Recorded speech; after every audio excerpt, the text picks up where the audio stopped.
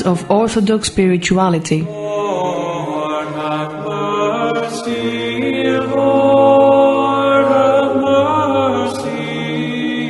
A wondrous journey into Orthodoxy. Lord, have mercy. Prepared and presented by Angeliki Antonakou, Lekea.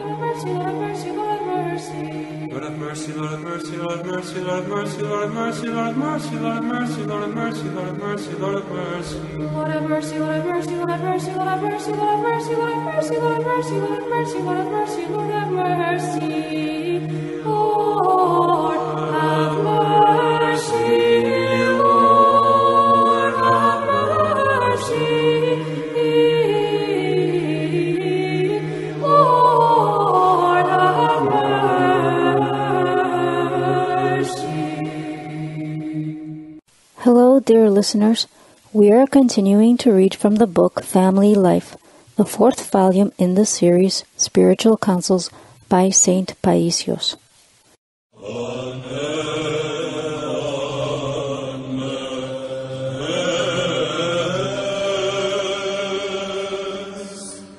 Let us compare our trials with the greater trials of others. The best medicine for our every trial or tribulation is the greater trial of our fellow human beings, particularly when we compare it with our own trial and distinguish the great difference in the great love that God shows us in allowing only a minor trial for us. Then we will thank God, we will feel the other's greater pain, and will pray from the heart for God to help them. For example, have I lost one leg? I should say, "Glory to you, O God, I still have one leg." The other man has lost both. And even if I end up a stump of a human being without arms and legs, I can still say, "Glory to you, O God. I walked and used my arms for so many years while others were born paralyzed." From the moment I heard of a family man who was bleeding for 11 years, I said, "What am I doing? He is a layman with a family with children who has to get up each morning and go to work and has been bleeding for 11 years, while I have not even completed 7 years with this affliction." The elder had constant intestinal bleeding from 1988. If I think of the other person who is suffering so much, then I cannot find any excuses to justify myself. However, if I think that it is I who suffer and imagine that others are just fine, that I have to get up at night every half hour because I have a problem with my intestine and cannot sleep while others sleep peacefully, I justify myself if I complain. You, sister, how long have you been suffering from herpes? 8 months, Yeroda. You see, God allows the disease in some people for 2 months, in others for 10 months, and in still others for 15 months. I understand that the pain is severe. Some people reach a point of despair because of the pain. A lay person who is suffering from shingles for 1 or 2 months and despairs because of the pain will certainly be encouraged and consoled to learn that a spiritual person who has had the disease for a whole year is patient and does not complain. He will think to himself and say, "I've had this disease for 2 months now, and I am already despairing. The other poor fellow has had it for a whole year, and he doesn't say a word. And while I am a worldly person, he is a spiritual man. He is thus helped without any advice." The sorrows caused by people.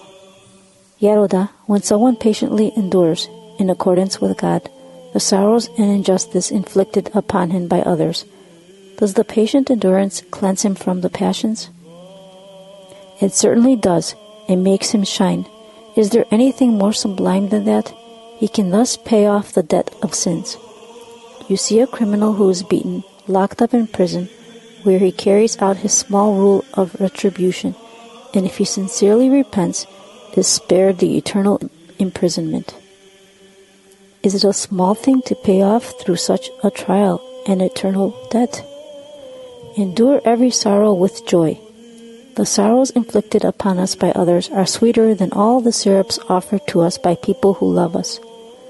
You see, in his Beatitudes, Christ does not say, "Blessed are you when you are praised," but "Blessed are ye when men shall revile you and persecute you, and shall say all manner of evil against you falsely for my sake." Matthew 5, verse 11. And in particular, falsely. When the reviling is not justifiable, then one can hope to save up. But if it is justified, then one can pay off debts. Therefore, not only must we uncomplainably endure the one who grieves us, but we must also feel gratitude, for he provides us with the opportunity to struggle in love, in humility, in patience. The slanderers, of course, work in cooperation with the demons, but a strong wind can usually break and uproot the weaker trees that do not have deep roots, while those that do have deep roots are helped, as the storm makes their roots go even deeper.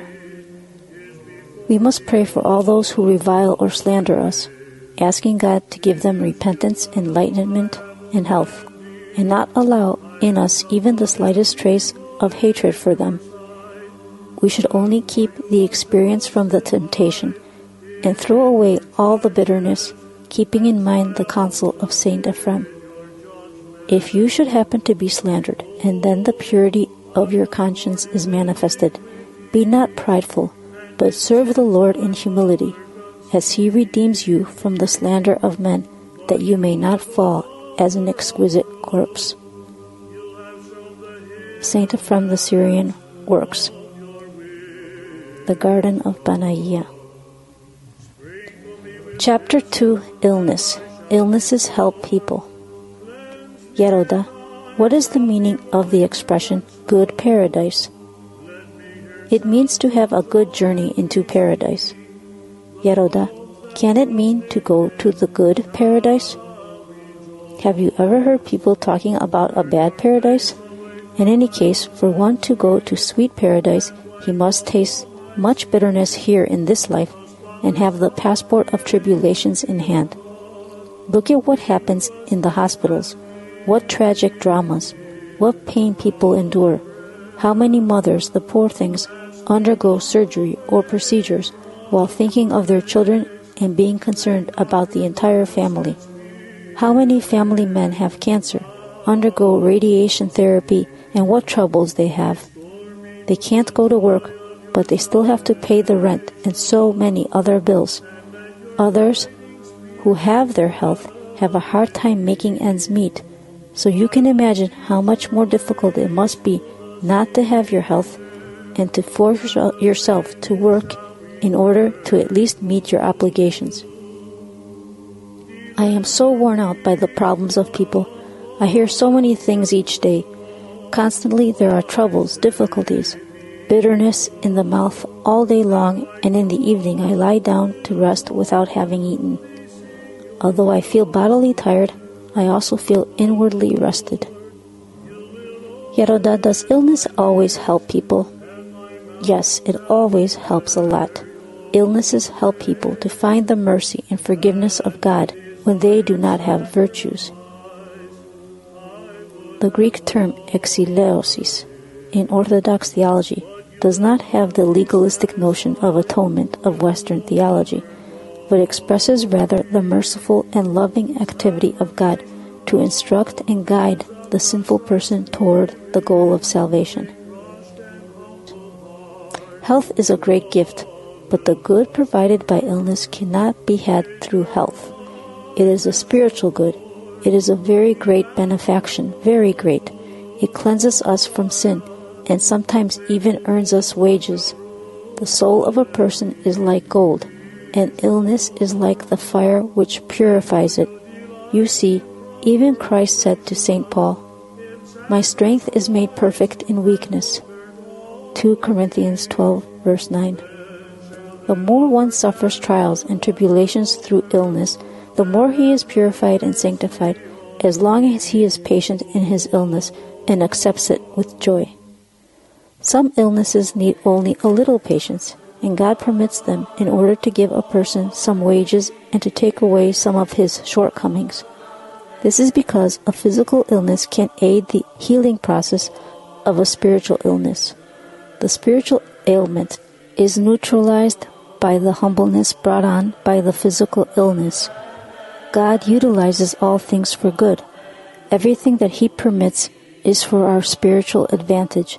He knows what each one of us needs, so He provides an illness for us, either for us to be rewarded or for us to pay off some debt of sins. Heavenly wages from illnesses. How is your mother? She is not well yet, Oda. She develops a high fever for a period of time and then loses consciousness. Her skin is covered with sores, and during the night she is in pain. You know, such people are martyrs, if not total martyrs, at least half. Her entire life, Yeroda, was one long tribulation. Consequently, her reward will be doubled. She has so much to receive. She has paradise secured. When Christ sees that someone can endure a serious illness, He gives it so that with just a little tribulation in this life, a person can be rewarded greatly in the heavenly, the eternal life. One suffers here, but will be rewarded in the other life. Because there is a paradise, there is also a reward. Today a woman who has been undergoing kidney dialysis treatments for years told me, "Father, please bless my arm. The veins are full of sores and I cannot have my dialysis." I told her, in the other life, those sores will be diamonds with far greater value than the diamonds of this world. How many years have you been having dialysis? 12, she told me. Then I added, you are entitled to a reduced pension and a pension bonus paid at once. Then she showed me a wound in the other arm and told me, Father, this wound is not healing and the bone is visible. Yes, but through that wound you can see heaven, I reassure her. Be of good courage. I pray that Christ increase your love for Him, such that you forget your pain. Of course, there is also the other entreaty to take away the pain, but then the great reward is also taken away. Therefore, the former entreaty is better. The poor woman was consoled. When the body is tested, then the soul is sanctified. With an illness, we experience pain in our body, our earthen home, but this is how our soul, the landlord, rejoices eternally in the heavenly palace prepared for us by Christ. With this spiritual logic, which sounds rather irrational for worldly people, I too rejoice in and am proud of my physical wounds. The only thing that I do not think about is having a heavenly reward. I understand that I pay off my ingratitude to God, since I have not responded to His great gifts and benefactions. For in my life everything is a festival, both the monastic life and the illnesses I am going through. God is constantly providing acts of philanthropy and economy for me. But pray that He does not simply pay me off with these in this life, for then, alas, I will be lost. Christ would do me great honor if I could suffer even more for His love, as long as He strengthens me to endure, and then I would not want a reward. A person who is completely healthy is not really well. It would be better if he had some health problem. Speaking for myself, I benefited more from my illness than I had benefited from all the ascetic struggle I had carried out until then. This is why I say that if a person has no obligations, he should prefer an illness rather than total health. He owes a debt because of his health, but because of an illness, when endured with patience, he will have something to receive. When I was in the Cenobitic monastery, the elder was a monk in the holy monastery of Esphigmenou, Mount Athos, during the years 1953 to 1955. A very old saintly bishop named Ierotheos, who was living ascetically in the skiti of St. Anna, came to visit. At the time of his departure, as he was mounting his animal, his trousers were pulled, revealing his swollen legs. The fathers who went to help him saw the swollen legs and were horrified. He realized why they were horrified and said, "These are the best gifts given to me by God. I pray that he not take them away." Patience while in pain. When we are visited by some illness, it is good to give ourselves over to Christ unconditionally. We must keep in mind that our soul has greater need of patience and glorifying God in times of pain than the strongest steel body with which we may be able to carry out amazing physical feats, but which may also cause us to brag without even realizing it, because we will think that it was by our own sword that we gained paradise. Do you know how many years I have endured bearable pain and sometimes unbearable pain? The bearable pain is a permanent condition. First, I suffered from bronchiectasis, and later from the operation I had. After that, my long history of intestinal problems began. Following that, I spent half a year with severe pain from a herniated disc. During this time, I could not even do prostrations, and I had difficulty taking care of myself, not to mention serving the people who continued to come. Following this, a hard lump appeared in my belly, and I was told it was a hernia. Whenever I got tired, it would hurt and swell. One day, on the eve of St. Panteleimon, it was swollen and hurting, but I had to go to the skiti for the all-night vigil, and I said to myself, "I will go, come what may," because I had to go. During the vigil, it crossed my mind to sit down a little, but then I thought, if I put down the stall seat to sit, everyone else will do the same, and so I preferred not to sit at all. After the 12 hours of the vigil, I imagined that the hernia would worsen. When I returned to my keli, I had barely gotten in when the little bell rang.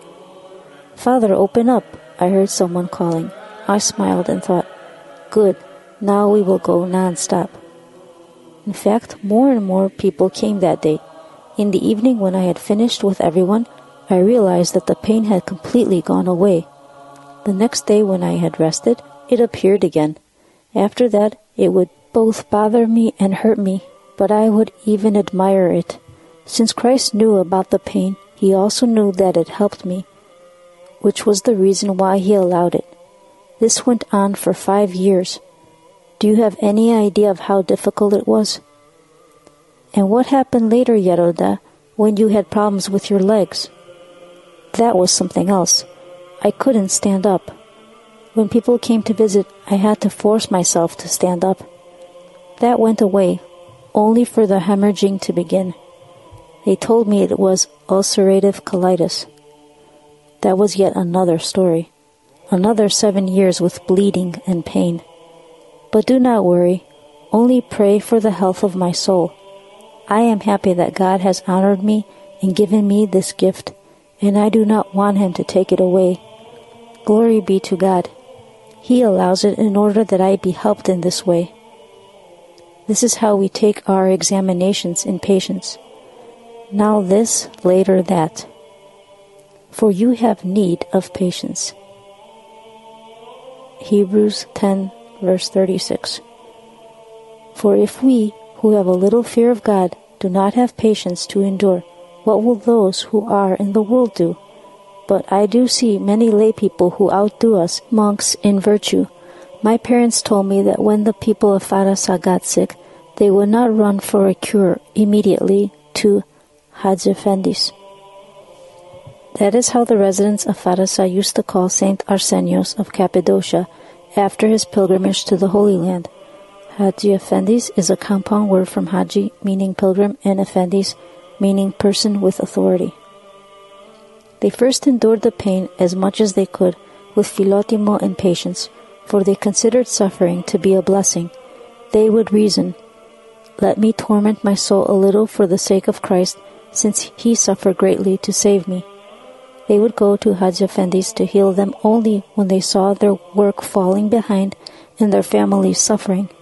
Do you see what great philotimo they had?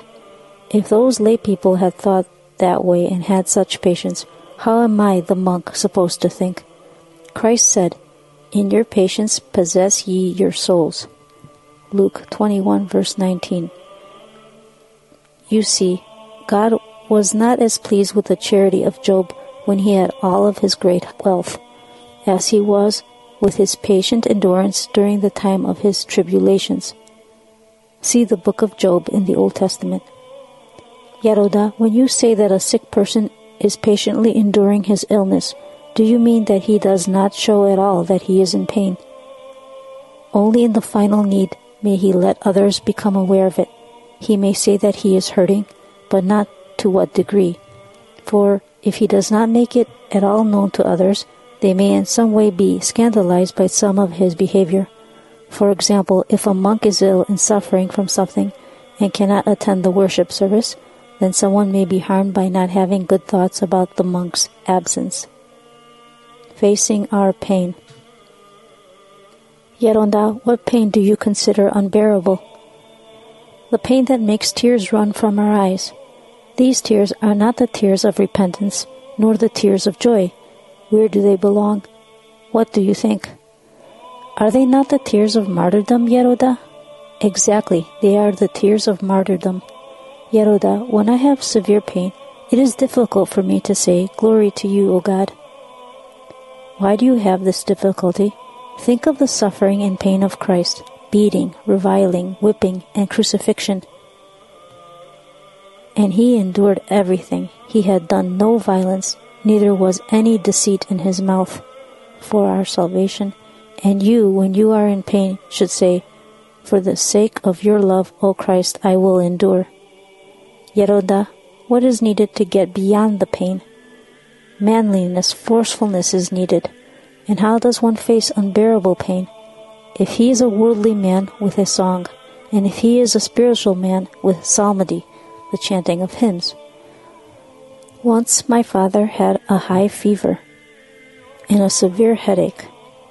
What did he do? He ate a salty sardine, drank a glass of wine, and began singing the song, "Awake, O unfortunate slave," and other old songs from pre-revolution times of 1821, and he got well.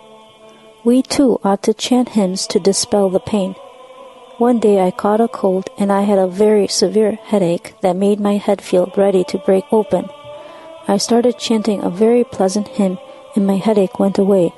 Indeed, the chanting of psalms and hymns together with saying the Jesus Prayer helps a great deal in such circumstances. They relieve the soul, they make it sweet, because constant pains and sorrows wear it down and make it cold. Just last night I couldn't sleep because of the pain. I said to myself that if I do not see the morning and die, I will wake up to a great day. In the other life there will be no evening and no dawn. Then I took a pill. I chanted the hymn, "The Sufferings of Thy Saints," the Apolitikion hymn of the Holy 40 Martyrs, whose commemoration is on March 9. Through the sufferings of Thy saints, which they did endure for Thy sake, be moved, O Lord, and all our infirmities cure Thou, O lover of man, we implore Thee. This pill is active all night long. Do the doctors have such a pill here? Yaroda, people say that pain intensifies at night. Yes, at night one becomes somewhat heavy and more sensitive to pain. Besides, in the daytime the sick have company, they talk, they're active, and they somehow forget their pain. At night, when they're alone, their mind dwells on the pain, and they imagine sometimes that the pain has intensified. In sickness, there will be pain, but we must turn the knob to another frequency to forget it. For if one does not face pain the right way, he will have double the pain. If you are thinking of the pain, it will be doubled. But with one good thought, as when, for example, you remember those who are suffering more than you, or you chant a little, the pain can be forgotten, even when it doesn't go away altogether. Yaronda, pain is usually a warning that something is happening to our body. Once it comes, what attention should it be given? One must test his endurance and accordingly be careful. This is particularly important when we are at an advanced age, for an old automobile cannot continue to race as it did when it was new, otherwise the tires will fly off here, the carburetor will be left back there. During the time I had pain in my back, I could not do my Jesus prayer with the Konvoskini standing up. The moment I felt a little better, I started doing it standing up again with great prostrations, and the pain came back. I sat down for a while, then I said, "Let me try again." Again, the same thing happened. After that, I didn't go on, but at least my conscience was at ease. Yeroda, a pain which I know does not affect the rest of my body, does not worry me, but when the pain indicates some serious harm, then it worries me. Look, pain in the back, for example, may not affect our bodily systems, but it can certainly immobilize our entire body, whereas the body can somehow endure other pains. Yeroda, when the body suffers, does the soul also suffer? When the driver is sick, the car can't go racing down the road. The soul suffers when the body is in pain. Do you understand? The soul lacks the disposition it would otherwise have when the body is well. In a way, the soul is also ill when the body is ill. Yeroda, does pain make people become wild? When people do not face pain in a spiritual way, it can make them become wild. But when they face it in a spiritual manner, they can then become serene and experience divine consolation, and then the illness becomes a festival. One can rejoice in being numbered among the confessors and the martyrs. The holy martyrs would forget the pain because their love for Christ, which was greater than the pain, neutralized it. Does the person who does not face pain in a spiritual way become purified? If he is a lay person, he can be purified. If he is a monk, he cannot be purified. Dear listeners, thank you for listening. We will continue once again where we left off in our next show. Until then, be well.